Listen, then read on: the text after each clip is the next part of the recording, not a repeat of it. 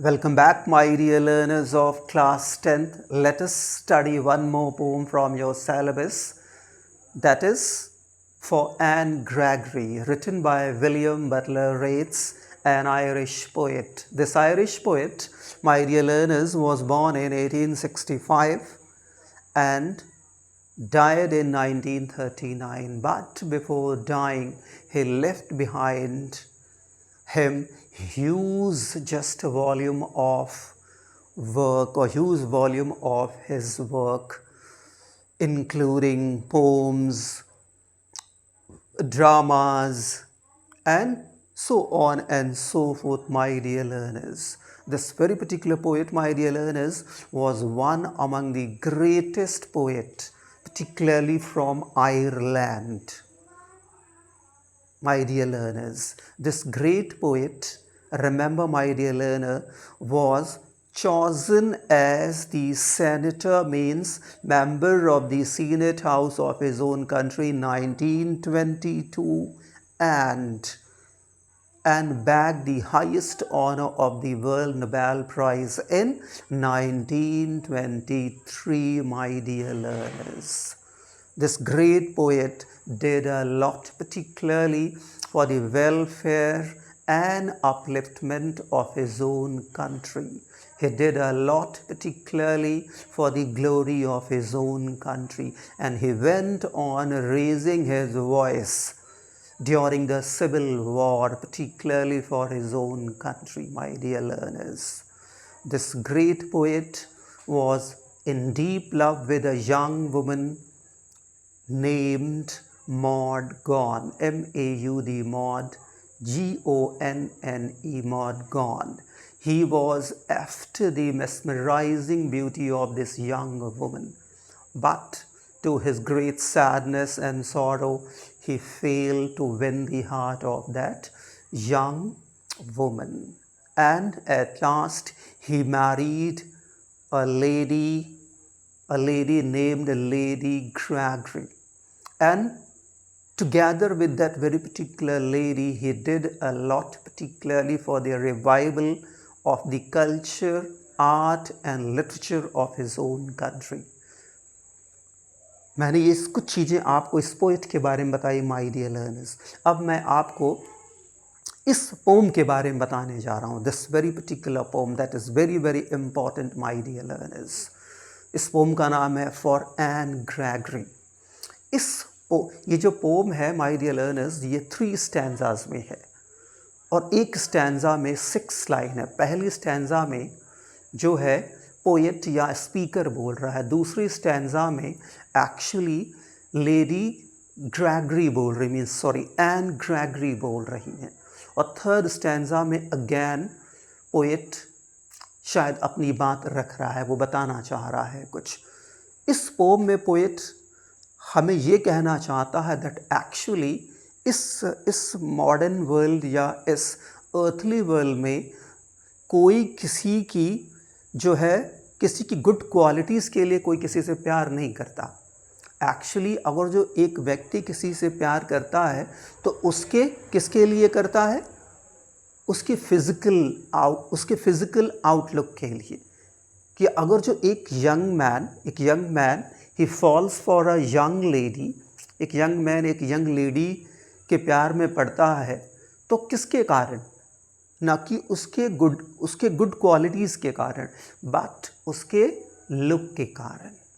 कह रहा यही सच्चाई है, वो यही बताना चाहता है कि it is almost impossible to fall in love with a woman for her good qualities. यही है, और शायद यही इसके साथ भी हुआ मॉड गॉन के केस में, my dear learners. Maud Gonne के केस में शायद ये भी उस गर्ल के मेस्मराइजिंग ब्यूटी के तरफ ही अट्रैक्टेड था, न कि उसके इंटरनल ब्यूटी, उसके नेचर के लिए, उसके कैरेक्टर के लिए नहीं.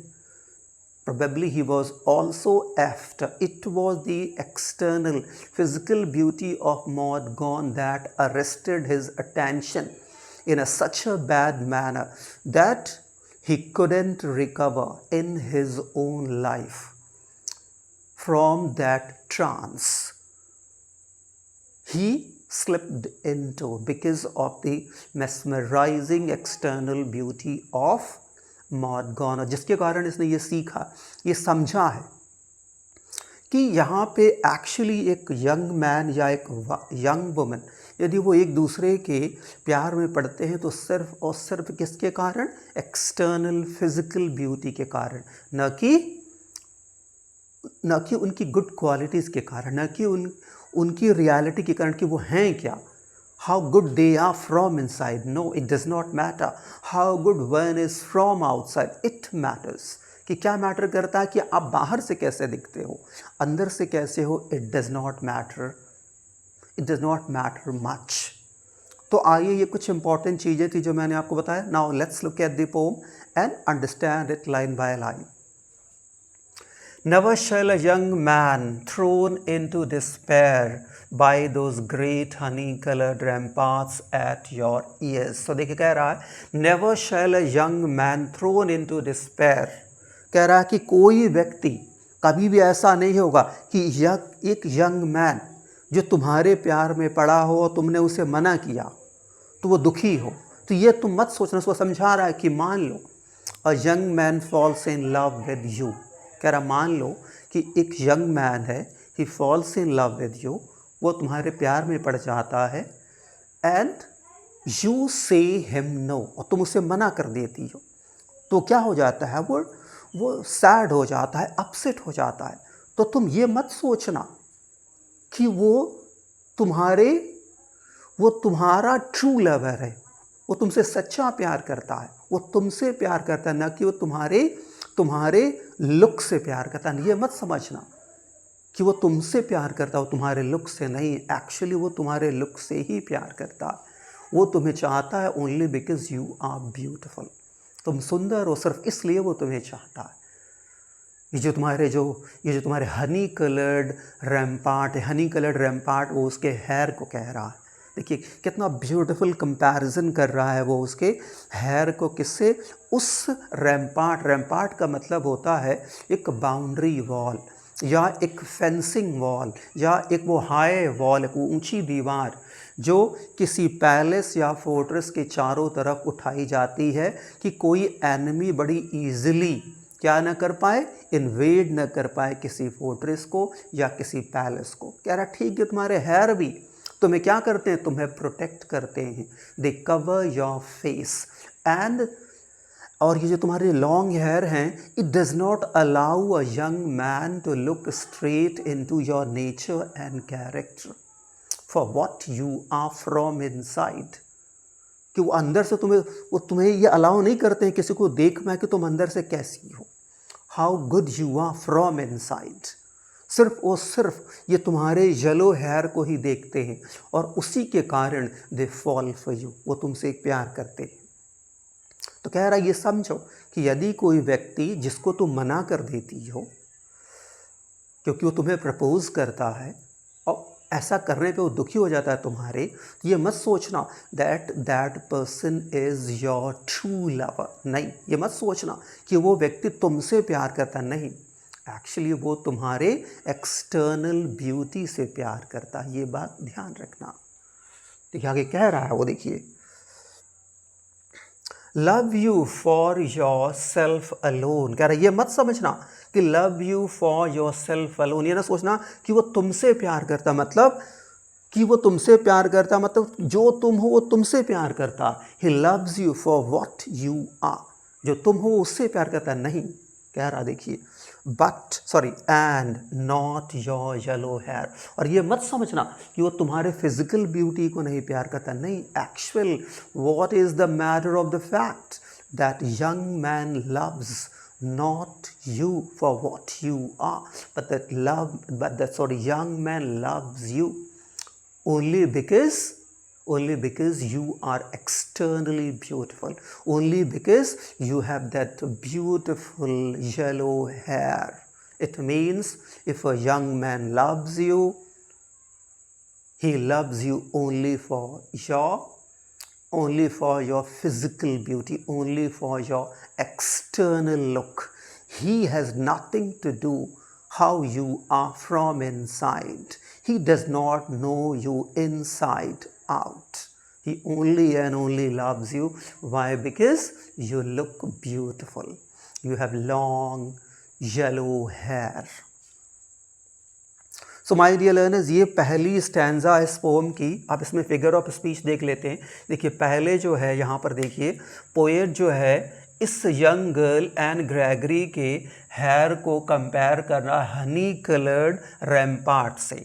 उसको कह रहा है हनी कलर्ड रैम्पार्ट, यानी कि पहले तो उसके हेयर के कलर को वो क्या कह रहा है, कंपेयर कर रहा है हनी के कलर से, यानी कि सीधे कंपैरिजन हो रहा है उसके हेयर के कलर का हनी से, यानी कि कौन सा फिगर ऑफ स्पीच, मेटाफर। फिर देखिए उसके जो हेयर हैं, जो उसके जो कानों पे गिरे हुए हैं, उसे ढक रहे हैं, उनको वो रैम्पार्ट कह रहा है। फिर कंपैरिजन कर दे रहा है उसके हेयर को। अब तो पहले उसके कलर को, हेयर के कलर को कंपैरिजन कर रहा है हनी के कलर से, फिर इसके पूरे हेयर को, जो उसके फेस को, उसके ईयर को ढके हुए हैं, उनको अब ये रैम्पार्ट कह रहा है। रैम्पार्ट मतलब वो जो है बाउंड्री वॉल, वो ऊंची दीवार जो किसी पैलेस या किसी किले के चारों तरफ उठाई गई रहती है। तो देखिए यहाँ दो कंपैरिजन, पहला जो है इस गर्ल का जो हेयर के कलर को कंपेयर किया जा रहा हनी के कलर से, फिर the way the hair of this young girl is covering her face and covering her ear, all right, it is compared to that very particular boundary wall or that high wall built around a palace or a fortress, particularly for the external invasion or attack। कि जिस तरह से वो दीवार खड़ी की जाती है किसी फोर्ट्रेस, किले के चारों तरफ ऊंची सी, और वो दीवार प्रोटेक्ट करती है उस फोर्ट्रेस या ये उस पैलेस को, ठीक उसी तरह इसके हेयर इसको प्रोटेक्ट करते हैं। तो पहले इसके हेयर के कलर को कंपेयर किया जा रहा हनी के कलर से, मेटाफर। फिर इसके हेयर को कंपेयर किया जा रहा है रैम्पार्ट, उस ऊंची दीवार से, तो अगेन मेटाफर। सो मेटाफर यूज़ हुआ है पहले स्टैंजा में। और देख लेते हैं क्या, देखिए ये देखिए, यू एंड योरसेल्फ दोनों वाई से शुरू हो रहा है, यानी कि एलिटरेशन। फिर देखिए योर, फिर वाई, फिर येलो, फिर वाई। तो यानी कि पोम की फर्स्ट स्टैंजा में my dear learners, two important figures of speech are used, that is first you see metaphor and second alliteration. Now let's look at the second stanza. अब second stanza में my dear learner ये जो N Gregory बोलने जा रही है, young girl क्या कह रही है, देखिए, but I can get a hair dye, क्या लेकर के मैं हेयर डाई ले लूँगी, and set such colour there brown और ब्लैक और कैरेट।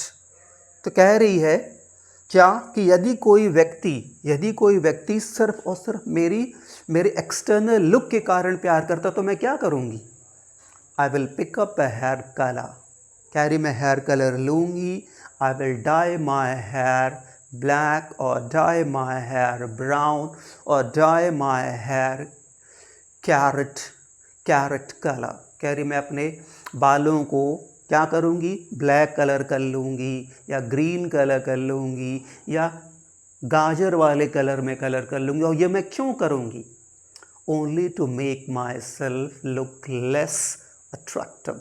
सिर्फ और सिर्फ वो क्यों करेगी, ताकि वो अपने आप को लेस अट्रैक्टिव कर पाए, अपनी सुंदरता को घटा पाए, ताकि यदि कोई इससे प्यार करे तो सिर्फ किसके लिए करे, इसकी क्वालिटीज़ के लिए, फॉर व्हाट शी इज़, इसके लिए करे, न कि इसकी सुंदरता के लिए।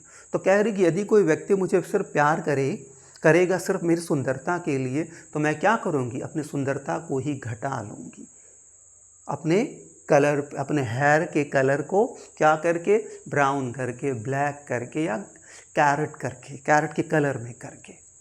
ये कह रही है that young man in despair may love me for myself alone and not my yellow hair। तो कह रही है कि यदि कोई व्यक्ति सिर्फ मुझे इसलिए प्यार करेगा कि मेरे ये येलो हेयर हैं, इनके लिए कोई प्यार करता है या करेगा तो मैं क्या करूँगी, मैं अपने इस येलो हेयर को ही ब्लैक कर दूँगी या ग्रीन कर दूँगी या कैरेट कलर में कर दूँगी।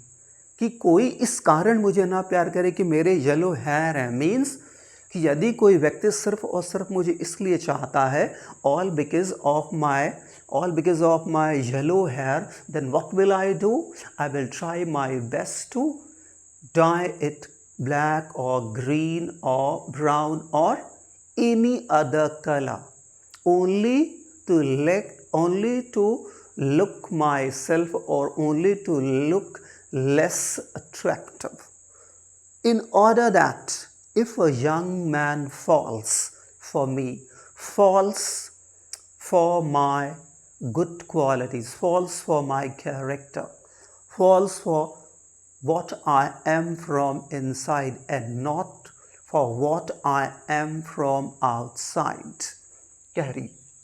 तो देखिए इस स्टैंजा में वो कहना चाहती है कि यदि कोई व्यक्ति सिर्फ मुझे इसलिए प्यार करेगा या करता है कि मेरे जो जो हेयर हैं वो बहुत ही ब्यूटीफुल हैं, ये किसको सिंबलाइज कर रहे हैं, फिजिकल ब्यूटी को, बाहरी सुंदरता को। तो कह रही मैं अपनी बाहरी सुंदरता को ख़त्म कर लूँगी, मैं अपने पीले बाल को क्या कर लूँगी, काला कर लूँगी या ब्राउन कर लूँगी या कैरेट कर लूँगी, ताकि कोई व्यक्ति मुझे मेरी सुंदरता के लिए, बाहरी सुंदरता के लिए प्यार ना करे, बट मैं अंदर से क्या हूँ उसके लिए, मेरी क्वालिटीज़ के लिए कोई मुझे प्यार करे।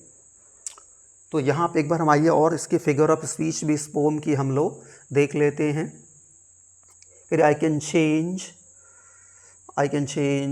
Hair dye and set such color there, ठीक है,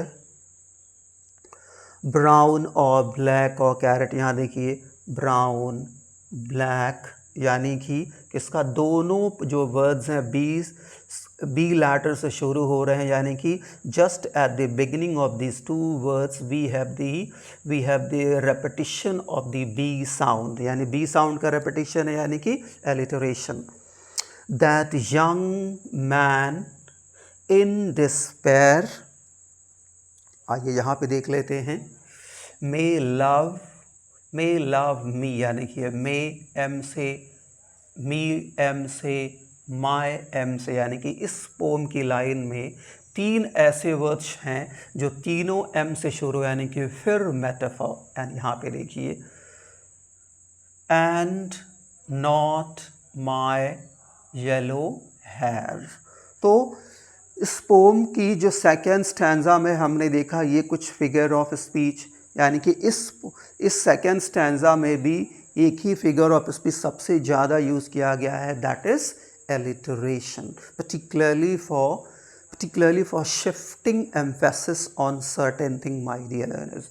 So dear learners, I hope ये आपको दोनों स्टैंजास क्लियर हैं। अब लास्ट स्टैंजा में देखते हैं कि जो पोएट यहाँ पे, अब स्पीकर पोएट बोल रहा है इस पोम में, कह रहा है I heard an old religious man, कह रहा मैंने एक बूढ़े रिलीजियस मैन, एक बहुत ही ज्ञानी धार्मिक व्यक्ति को, कह रहा आई हर्ड, मैंने सुना एक बूढ़े धार्मिक व्यक्ति को क्या कहते हुए but yesternight mean yesterday night, the previous night, पिछली रात, क्या कहते हुए, डिक्लेयर मीन्स कहते हुए, दैट कि he had found a text, कि उसे रिटन प्रूफ मिला है, लिखित जो है प्रमाण मिला है, टू प्रूव, यह साबित करने के लिए, दैट ओनली गॉड, कि केवल भगवान, माय डियर, अपनी ये इससे बोल रहा है, इस एन ग्रेगरी से, could love you for yourself alone, कि सिर्फ भगवान ही तुम्हें या हमें, हमारे किसके लिए प्यार करता है, हमारी गुड क्वालिटीज़ के लिए, हम जैसे हैं सिर्फ उसके लिए हमें भगवान ही हमें प्यार करता है, and not your yellow hair, और ना कि तुम्हारे पीले बालों के लिए। तो यहाँ स्पीकर जो पोम का है वो कह रहा है एन ग्रेगरी से कि पिछली रात मैंने एक बूढ़े धार्मिक व्यक्ति को, समझदार व्यक्ति को ये कहते सुना कि वो कह रहा था कि यदि यदि किसी व्यक्ति को कोई उसकी केवल और केवल क्वालिटीज़ के लिए, वो अंदर से कैसा है इसके लिए कोई पसंद करता है या उसे कोई प्यार करता है, तो वो सिर्फ़ और सिर्फ भगवान ही है।